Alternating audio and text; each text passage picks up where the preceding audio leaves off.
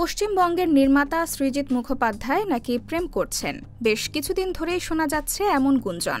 তাঁর কথিত প্রেমিকা আর কেউ নন অভিনেত্রী সুস্মিতা চট্টোপাধ্যায়।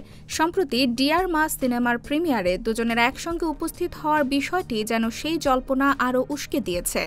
গুঞ্জনের পারদ চড়তেই অবশেষে মুখ খুললেন সৃজিত মুখোপাধ্যায়।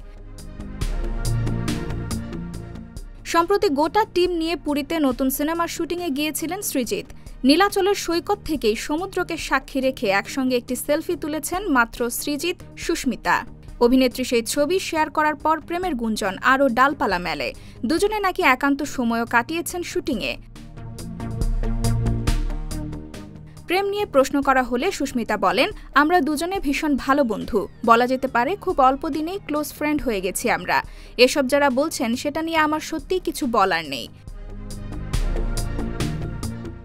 সৃজিত বলেন, 2025 সালে দাঁড়িয়ে একটা সেলফিকে কেন্দ্র করে যে এত কথা হচ্ছে সেটা ভেবেই আমি অবাক। আমরা পিরিয়ড ড্রামা তৈরি করছি ঠিকই, কিন্তু দাঁড়িয়ে তো বর্তমান সময়েই, তাই রিল্যাক্স।